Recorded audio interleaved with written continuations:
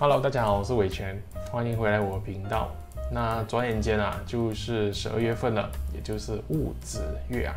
我们就一起来看这个戊子月所会带来的一个能量会是如何啦。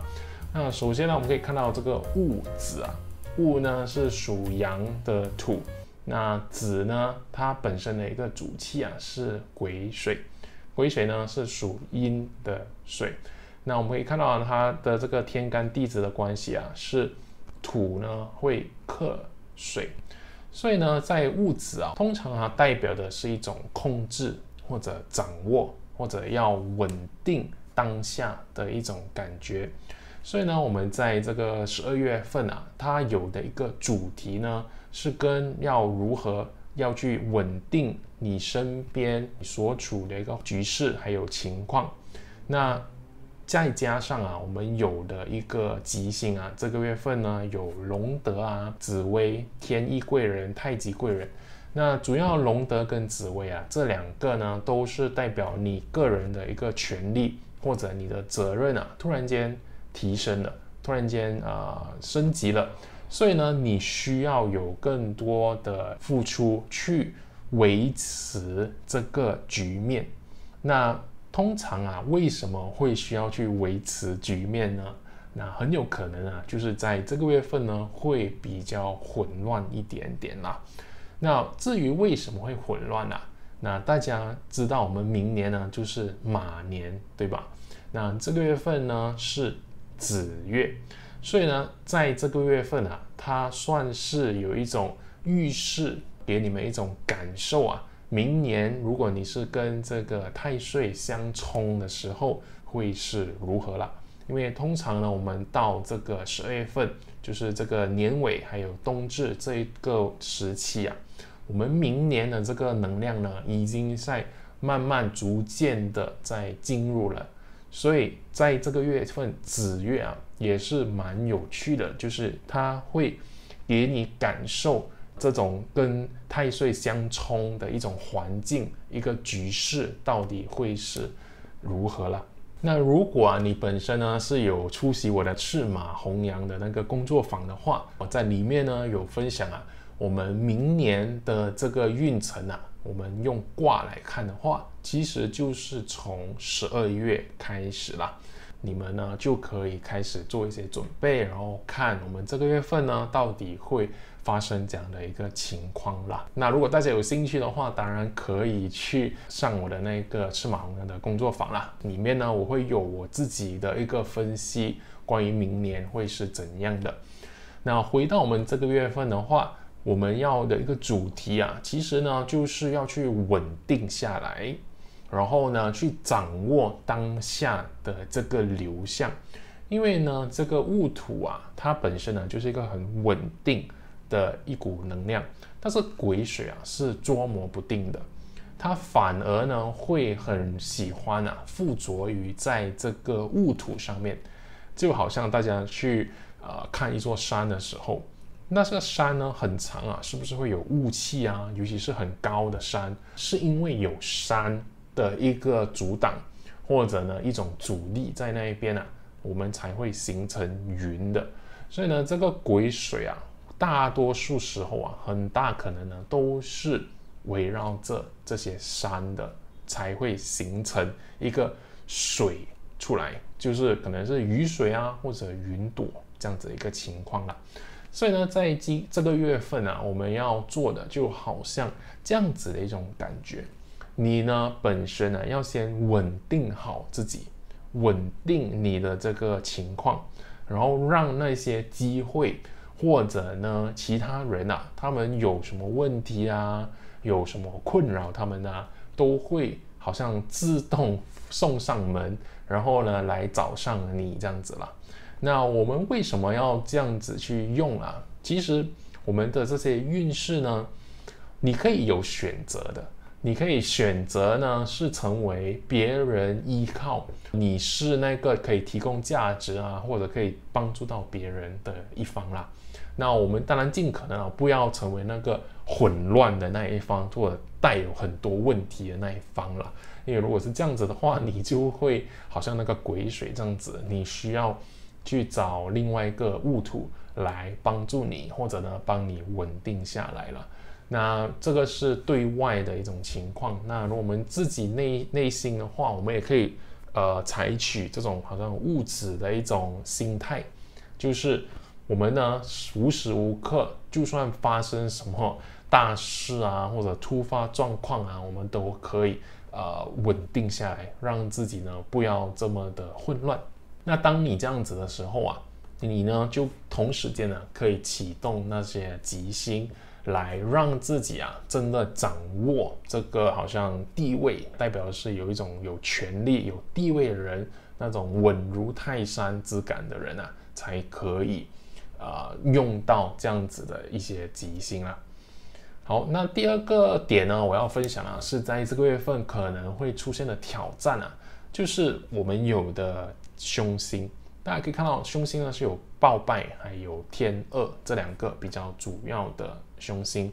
那我们结合刚才这个物质的情况来看的话，它也可能在预示着这个月份可能会有一些超出你控制范围的情况出现。那我们有些时候为什么会感觉我们控制不了？那很多时候呢，那个心态或者问题的源头你可能会以为呢是外在的问题太大，或者呢你身边的人他们给你太多的 drama 或者烦恼这样子，所以你感觉你控制不了他们。但是其实真正的问题反而是你自己本身，你有一点过度执着，你要控制，但是你到某一种执着的地步，有点像控制狂这样子啦。那我们刚才说第一点呢，你要稳住那个局势，你要稳住整个情况，但是呢，不是要你去把它牢牢的掐死，控制着所有人做的事情或者他们的一个反应是如何这样子啦。那所以呢，当你想要这样子做的时候，你要把它掐在你的手里的时候那这个凶星呢就很容易被你启动起来。那为什么？因为这两个呢，代表的就是你好像坐拥很多权力或者地位的人你不能放开，然后你要掌控所有事情的时候，当你这样子的时候你越容易面临暴败，就是一个非常大的挫折或者非常大的一个打击。那这个打击呢，通常是来自于那一些你要控制的人或者你要控制的情况，他们背叛你，他们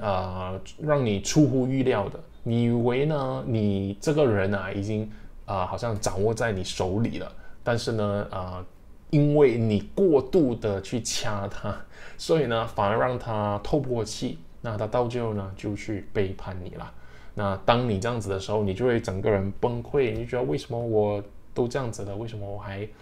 会发生这样子的事情？所以我们呢尽可能就不要让自己陷入这样子的一个情况了。那第三点呢，我们就来看一下这个月份的焦点生肖那首先第一个非常容易懂的就是我们的马。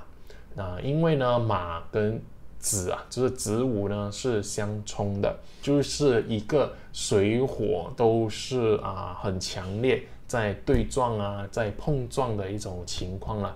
那这样子的月份你们会本身情绪会比较波动啦。那我的建议呢，真的是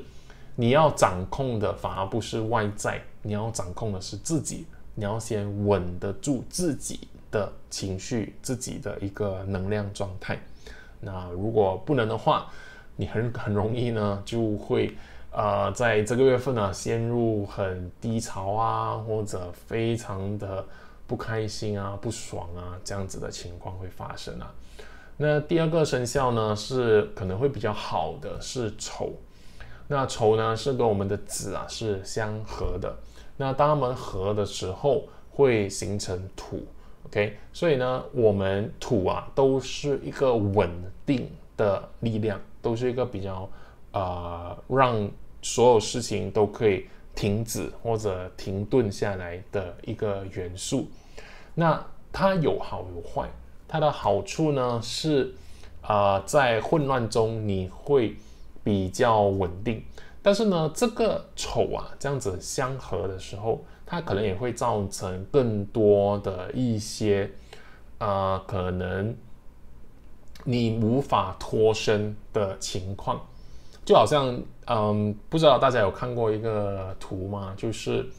你已经在一个水深火热的情况里面，你照理来讲，你的解决方法，你的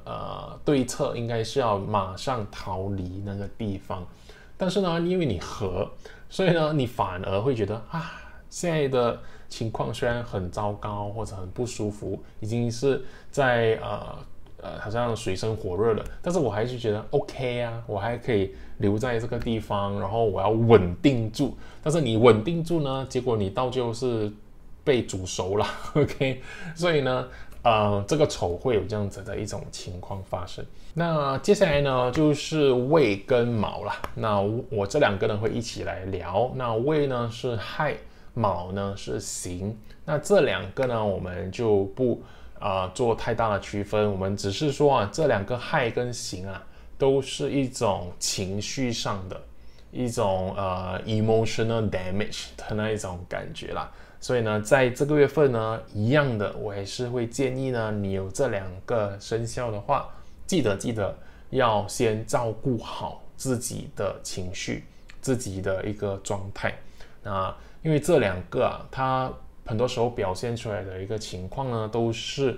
你感觉自己被陷害，自己被针对，或者呢，别人剥夺了你应得的一些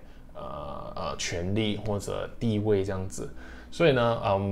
但是呢，别人是否真的有这样子做是不一定，很多时候呢是你自己想象出来，或者你自己感受的，你自己构造这样子的一个想法出来的。所以在这个月份有这两个生肖的人，记得要多留意自己的一种想象，或者呢你的一个情绪状态。那最后一个呢是申跟辰，那这两个呢是跟我们的子是形成一个三合的。那三合呢非常容易理解啦，你如果有申跟辰的话，跟这子我们在这个月份呢，当它产生三合的时候，它会形成更多的水。那水呢代表的是可能要按照你的八字啦。那有一些人的八字呢，它代表的是机会，它代表的是人缘，它代表的是一些灵感。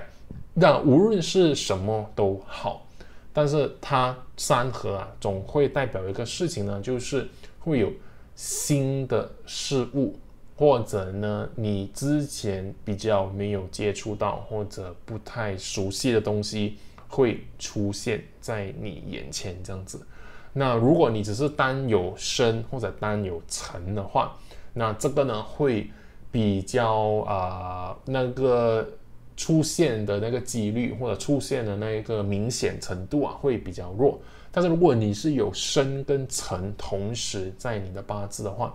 那这个会比较明显，或者呢会直接会对应到你的生活里面啦。OK。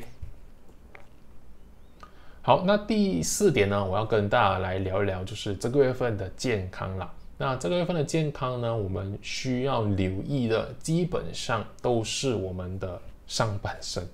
，OK， 上半身。那它无论是可能你的头部眼睛喉咙总之是这个部分的器官，或者呢可能会通过这些部位入侵的细菌或病毒，就是可能一些伤风感冒都是从这里进入的，对吧？那我们就受到感染、受传染这样子，所以我们都要特别留意这个部分。OK， 这个月份是上半身。好，那接下来呢，我们聊一聊我们这个月份要去如何调整这个能量。那这个月份呢，最糟糕、最能量最不好的就是在西方。OK， 那西方呢，我们一样的，我们可以怎样去调整呢？首先啊，第一个就是你要去看那个位置啊，是否有一些可能生锈啊，或者已经坏掉的东西，或者已经放在那边很久很久，你又不舍得丢，但是你又不要去修理或者去怎么处理它的东西，你还是放在那边的话，那这个月份就是非常好的一个机会去把它处理掉。OK， 那我在这里啊，想跟大家提醒的是，为什么我们要就是我们要定期啊，去清理家里这些已经坏掉了或者已经没有再用到我们不需要的一些所谓东西，可能是垃圾这样子。因为呢，在我们的能量里面，其实这些东西啊，如果你非常非常长时间没有去动它的话，那能量呢会慢慢开始聚集在那一边。那如果它本身呢是已经破损的东西，或者呢它是一个好像你可以说形象啊，或者它的一个状态啊，本身就是一个破坏或者已经破损，或者会产生杀气的东西的话，那你放在那边时间越长，它的那个负能量就越强。那这个月份，当我们进入到一些某特定的月份的时候，那好像这个月份奇门，我们用奇门的盘来看，西方就是会有很多不那么理想的元素。那当他们进入到这里的时候啊，它好像自动的去启动你家里面这些不好的物品，它好像突然间这些物品呢好像活过来了，或者呢他们的力量啊突然被加持或者被提升这样子，所以呢就会产生更多负面的一个能量。那我们可以做的就是在这个月份趁它被好像升级或者被启动起来的时候，我们先去把它处理掉，先把它丢掉。那当然我们在其他时候日常的时候有什么不需要用到的什么已经坏了的东西，我们也是尽可能快一点去把它处理掉，保持我们家里的整洁啊，或者是干净的，我们不要囤积太多不必要的物品的话，那总体来说都是一个好的策略啦。好，那如果你去那个方位，你的家已经是断舍离很多了，你没有再其他东西可以做的话，你可以做的就是拿一杯水。那这个我每个月都会分享啦，就是你可以拿一杯水呢放在这个西方。那当你放的时候，你可以开始去想象家里的无论哪一个角落有什么负能量的话，叫他们快点聚集在这杯水里边。OK， 你说这杯水你现在就是非常强大的一个好像漩涡这样子，你可以去吸这个家里所有的负能量，然后去到这杯水里边。那你就放在那边呢，给它一个15分钟。那15分钟过后呢，你就可以拿到家外边。OK， 我们拿到外边去，不要去你家的厕所，我们去到外边，然后慢慢的把它倒掉。OK， 那倒掉了过后呢，这个杯啊，你还是可以拿回来再使用啦。你只要清洗干净，是还可以再用的。另外呢，这个月份呢，其实啊，我们也是可以，你想再额外再做多一点东西的话，那你也是可以在这个西方呢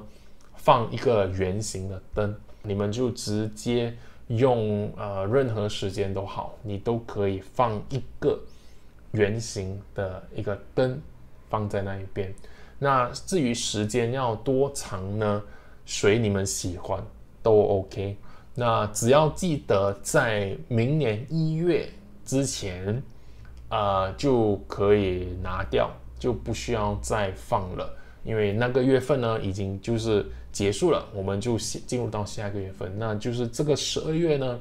你可以在这个西方这样子放一个橙色或者圆形的一个灯在那边，让它这个能量呢可以得到不断的好像净化这样子的状态。好，那最后一个呢，我们就来聊一聊我们要怎样去启动这个月份比较好的风水能量，来帮助我们家里的人啊。那这个月份呢，我会推荐的是我们的西南方。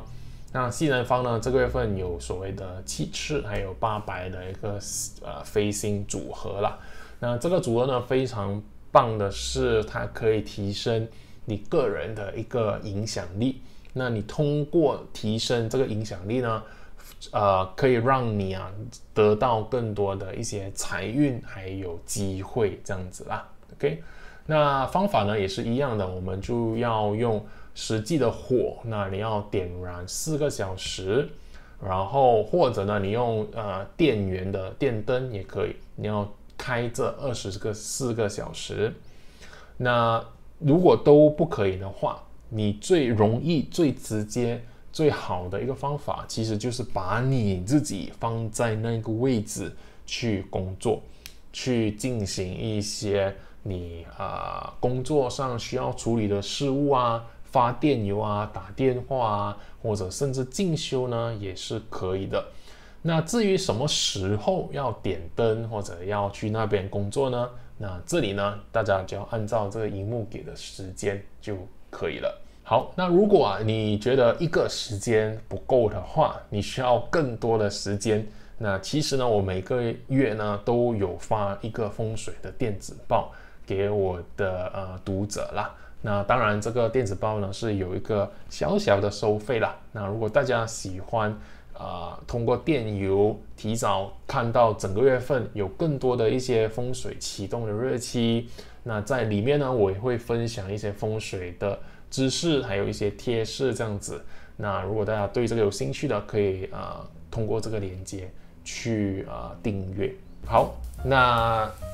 以上呢就是我们这个戊子月会有的一个运势。那同样的，如果你要10个日主的这个每月策略的话，我会通过图片